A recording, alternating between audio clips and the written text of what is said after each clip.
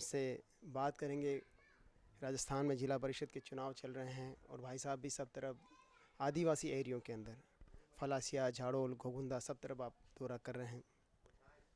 तो आपको क्या लगता है कि नरेंद्र मोदी जी का जादू चल रहा है गाँव में भी? वो पंचायत चुनाव को लेकर के कांग्रेस ने जिस प्रकार की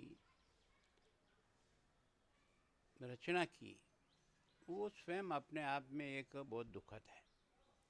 सरपंचों के चुनाव पहले हो जाते हैं, पंचायतों के चुनाव बाद में कराएंगे, ऐसा कुछ नहीं। मैं सोचता हूँ उसी समय एक ही दिन उसी समय साथ हो जाता तो सरकार का बहुत बड़ा पैसे का भी दुरुपयोग रुक जाता। दूसरा क्या था कि एक चुनी हुई सरकार एक चुने हुए सरपंच से लेकर के प्रधान को दूसरे को सुपुर्द करते, जो हमारे संविधान की भावना थी और जो अमेंडमेंट हमने किया था। लेकिन कैसे भी करके जीतना है हमको, इस जीतने की गणित को बिठाने के लिए उन्होंने पहले सरपंचों के चुनाव किए ताकि वो सिंबल पे नहीं होते हैं, और जो सिंबल पे नहीं आते जीत के आने के बाद उनको तिलक करने का काम कांग्रेस करे तो ये कि हमारे जीत के आए, जबकि वास्तव में ऐसा है नहीं।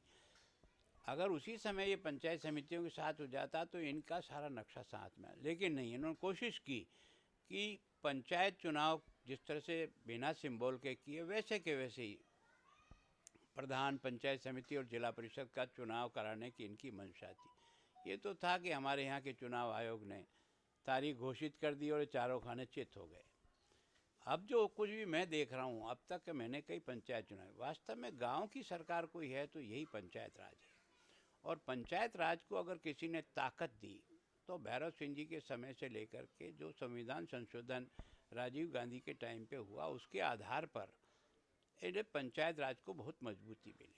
भाई कांग्रेस तो पंचायत राज की मजबूती 40-50 वर्ष तक राज किया कभी चाहती नहीं थी, चाहती तो पहले भी हो सकता था। इस पंचायत राज को अब कमज़ोर बनाने की मंशा से कांग्रेस इस पर फिर उसी प्रकार का काम करे। लेकिन जो मैं कुछ घूमा हूँ, मुझे जो अनुभव है, अब की खान चारों खानी चित हो गई है। कारण क्या है कि इस 2 वर्ष के राज के काज में किसी भी प्रकार का गांव में करनी नहीं लगी, काम नहीं हुआ, एक सीमेंट का कट्टा नहीं लगा। जबकि पिछली वसुंधरा जी सरकार के समय में एक एक पंचायत में 1 करोड़ से लेकर 4-4 करोड़ के काम एक एक पंचायत में हो, जो ऐतिहासिक थे। फिर जिस प्रकार से हमने गाँव में विकास किया, विशेष करके प्रधानमंत्री की जो बिजली योजना है दीनदयाल, उसके कारण से हर गांव के हर घर तक बिजली का लट्टू पहुंचा। अटल जी की जो प्रधानमंत्री सड़क योजना है उसके कारण से हर गांव तक सड़ी। प्रधानमंत्री आवास योजना के कारण से हर गांव में 200-250 लोगों के पक्के मकान बने, वो लोग महसूस करते हैं। इस गरीब का जो पैसा पहले नगद में बांटने जाते थे, आधा ले आते थे, और प्रधानमंत्री की जनधन योजना के कारण से सीधा उसके खाते में जा रहा है। किसान को जो 3 किस्तें मिली, 6-6 हज़ार रुपये उनके खाते में गई, ये उन्होंने पहली बार देखा कि बिना किसी बीच के बिचौलिए के पैसा। तो सरकार की एक नहीं ऐसी अनेक योजनाएं हैं जिनके कारण से उनको लगा कि वास्तव में सरकार तो इस नरेंद्र मोदी की। और इससे भी ज़्यादा लोगों को खुशी इस बात की है कि चीन उधर गुर्रा रहा है, पाकिस्तान उधर गुर्रा रहा है, लेकिन हिंदुस्तान ताल ठोक करके जिस प्रकार से खड़ा है, दुनिया के सामने ये बता दिया कि हम किसी प्रकार के वो 62 का हिंदुस्तान नहीं है, ये आज 2020 का हिंदुस्तान है। और हमारी सेना का भी जो मोरल बढ़ा है, उसको जिस प्रकार का मान और सम्मान, कौन प्रधानमंत्री दिवाली पर जाकर उनके साथ दिवाली मनाता है, कौन सीमा पर इस प्रकार से जाकर के और उनके साथ जाके खड़ा रहता है। मैं सोचता हूँ उस अंतिम सीमा पर जहाँ एक तरह से ऑक्सीजन की कमी है, जहाँ जाने के लिए आदमी को 2 बार रास्ते में रेस्ट करना पड़ता है, भगवान ने इसको क्या शक्ति दी है कि सेना का भी मोरल बढ़ा रहा है, देश में भ्रष्टाचार को समाप्त कर रहा है, देश को विकास की ओर ले जा रहा है, गांव, गरीब, अमीर, किसान सबको सब प्रकार से उठाने का प्रयत्न किया। इसलिए कांग्रेस तो वैसे जा रही है।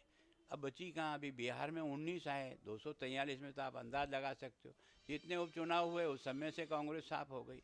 अब आज की तारीख में एक पंजाब रह गया, एक राजस्थान रह गया। राजस्थान भी जिस तरह से लड़ रहे हैं, 6 महीने में ये भी जाने वाले हैं, समय की ताक में है कब गणित का हिसाब बराबर बैठे और गाड़ी घर पलटे। तो वास्तव में अब कांग्रेस नाम की कोई चीज़ नहीं रही। उसके कारण वो स्वयं ही है जिन्होंने जिस प्रकार से एक ही परिवार को उठाते उठाते कंधे उनके थक गए फिर भी नहीं मानते हैं, तो उसके कारण से गया। और फिर सारी कांग्रेस भ्रष्टाचार में जिस प्रकार जेल जाके आ गई है या जाने की तैयारी में, उसके कारण से भी नहीं।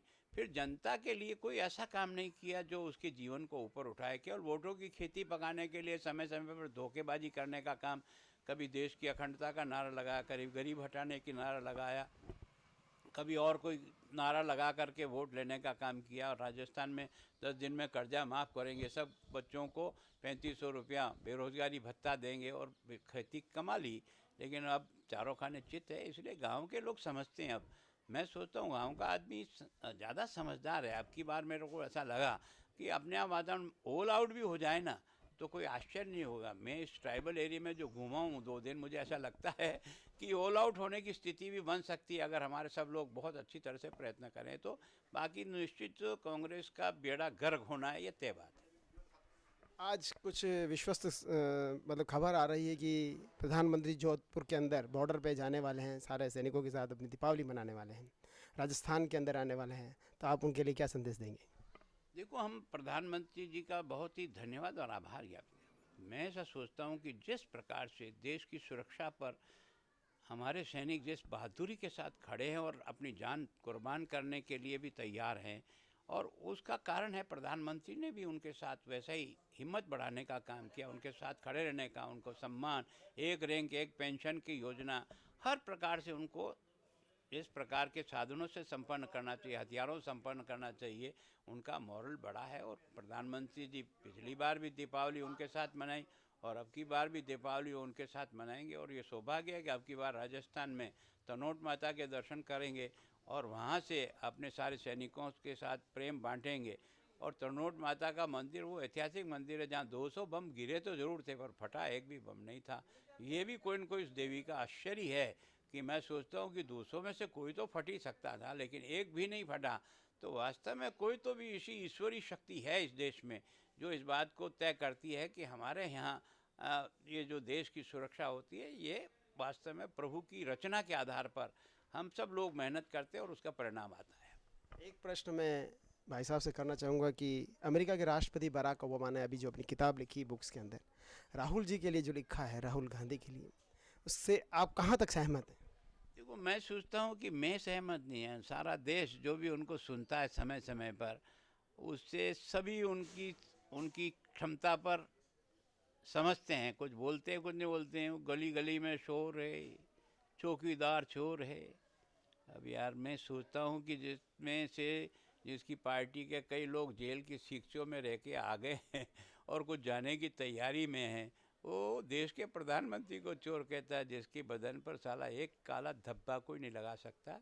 इस प्रकार के हल्के शब्दों का प्रयोग जो राजनेता करता है वो देश की राजनीति और हिंदुस्तान की तासीर को समझता नहीं है।